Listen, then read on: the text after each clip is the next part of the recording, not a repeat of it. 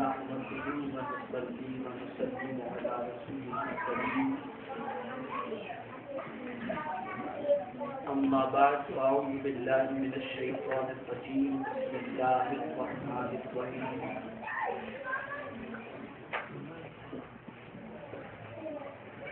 وَإِن تَعُدُّوا نِعْمَةَ اللَّهِ لَا تُحْصُوهَا فقال الله تعالى في مقام آخر وأما بنعمة ربك فحدث صدق الله العظيم. قابل قدر علماء ذوی احترام و حاضرین و حاضرات جشن عید میلاد النبی صلی اللہ علیہ وسلم، السلام علیکم ورحمۃ اللہ وبرکاتہ.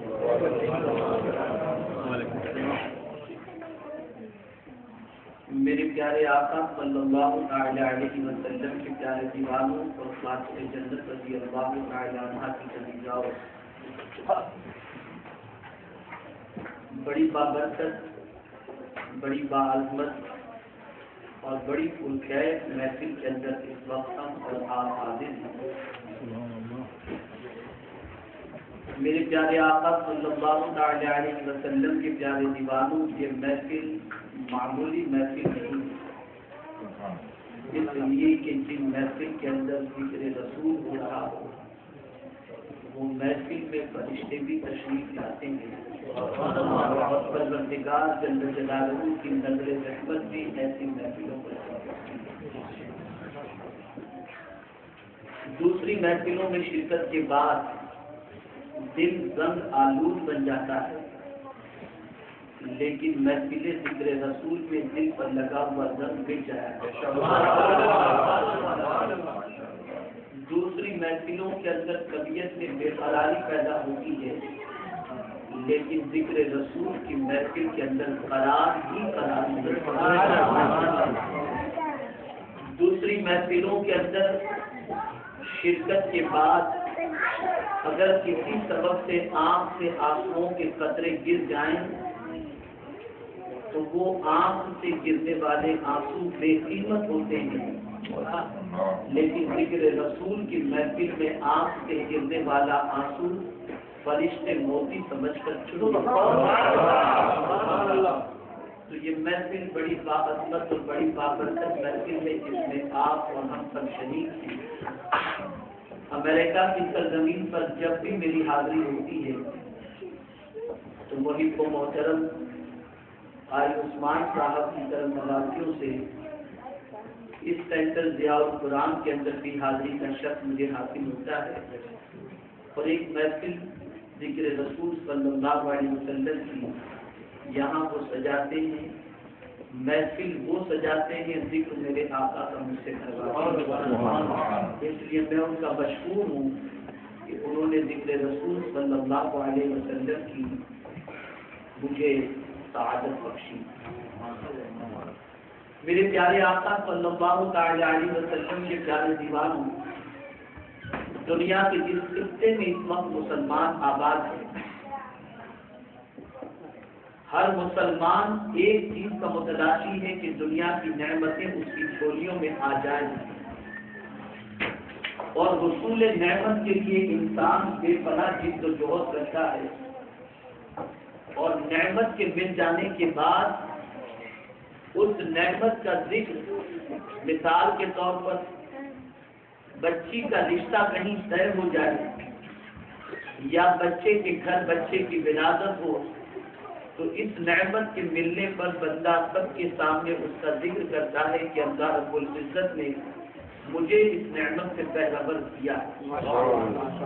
لیکن یاد رکھیں، ہزار نعمتوں کے بارے میں اگر غور کیا جائے تو ہر نعمت کا حال یہ ہے کہ پروردگار جل جلالہ کی ہر نعمت ایک نعمت کے صدقے میں اللہ نے عطا فرمائی، اور وہ نعمت ہے مصطفیٰ جان رحمت صلی اللہ علیہ وسلم.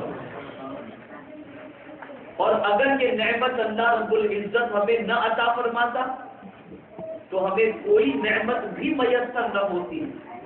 اس لیے کہ اللہ کے رسول صلی اللہ علیہ وسلم کے ناموں میں سے ایک نام نعمت اللہ بھی ہے۔ اب آپ قرآن مقدس کی آیت کو دیکھیں، اللہ رب العزت ارشاد فرماتا ہے وَإِن تَعُدُّوا نِعْمَتَ اللَّهِ لَا تُحْصُوهَا۔ علماء بیٹھے ہیں اور اچھی طریقے سے جانتے ہیں کہ یہاں پر رب قدیر نے یہ نہیں فرمایا کہ اگر تم اللہ کی نعمتوں کو شمار کرنا چاہو تو شمار نہیں کر سکتے، نعمتوں نہیں کہا، بلکہ فرمایا اگر تم اللہ کی نعمت کو شمار کرنا چاہو تو نہیں کر سکتے۔ وَإِن تَعُدُّوا نِعْمَتَ اللَّهِ، اگر تم اللہ کی نعمت کو کاؤنٹ کرنا چاہو تو کاؤنٹ نہیں کر سکتے۔ کوئی ایک چیز ہو اسے کاؤنٹ کرنے میں کیا دقت ہو؟ اللہ فرماتے ہیں اللہ کی نعمت کو تم کاؤنٹ کرنا چاہو تو کاؤنٹ نہیں کر سکتے۔ ارے ایک ہی نعمت ہو تو اس کو کاؤنٹ کرنے میں ڈیفیکلٹ کیا؟ یہ نہیں فرمایا کہ اللہ کی نعمتوں کو کاؤنٹ نہیں کر سکتے، اللہ کی نعمت کو کاؤنٹ نہیں کر سکتے۔ میرے مولا ایک نعمت ہو تو اس کی کاؤنٹنگ میں کون سی ڈیفیکلٹیز ہے؟ ایک نعمت ہو تو اس کو شمار کرنے میں کون سی تکلیف ہے؟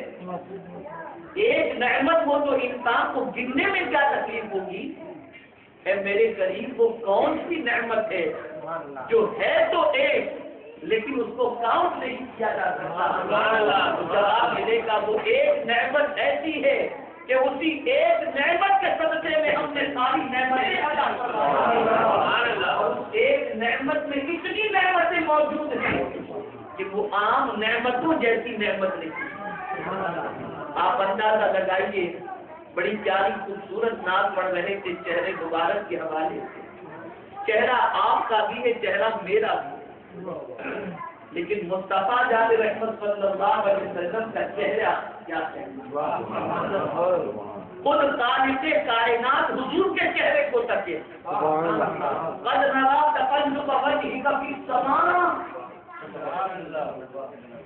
آپ اندازہ لگائیے، اللہ فرماتا ہے بے شک ہم آپ کے چہرے کو آسمان کی طرف اٹھتا ہوا تک رہے ہیں۔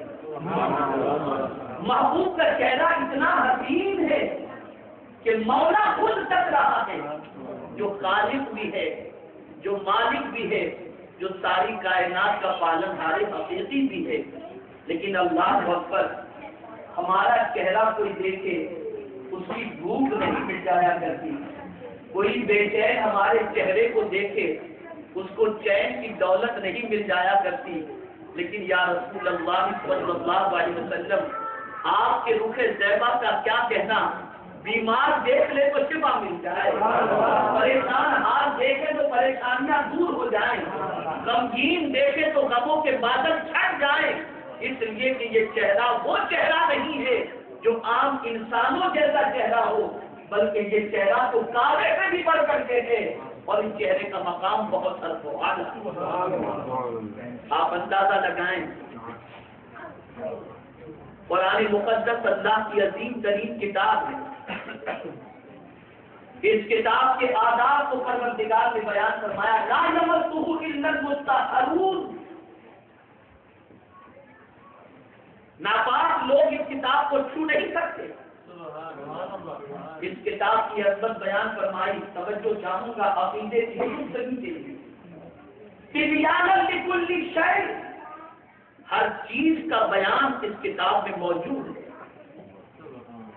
اس کتاب کی عظمت بیان فرمائی، انا نحن نزلنا الذکر وانا له لحافظون، اس کتاب کی حفاظت کا ذمہ بھی اللہ رب العزت نے لیا۔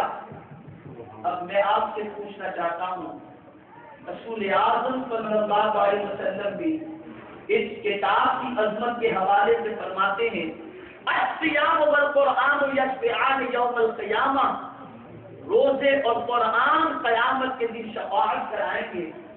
اس کتاب کی عظمت کے حوالے سے اللہ کے رسول صلی اللہ علیہ وسلم فرماتے ہیں، النظر الی القرآن عبادت، قرآن کو دیکھنا عبادت۔ بے شمار فضیلتوں کی حامل ہے یہ کتاب. ایک حرف پڑھو تو اس کے عوض سے 10 نیکیاں اللہ عطا فرماتا ہے. اتنی عظمت والی یہ کتاب کہ دیکھو تو ثواب, چھو تو ثواب, پڑھو تو ثواب. اور ایسی عظمت والی کتاب کہ سمجھ کر پڑھو تو ثواب, نہ سمجھ کر پڑھو تو بھی ثواب. اور ایسی عظمت والی کتاب ہے کہ دنیا میں ایسی کوئی کتاب ہے ہی نہیں. ایک کتاب کو آدمی 3 بار پڑھے گا تو طبیعت اکتا جائے گی. لیکن اے قرآن تیری عظمتوں پر قربان کہ اس کو جتنا پڑھتے چلے جاؤ طبیعت اکتاتی نظر ہی نہیں آتی.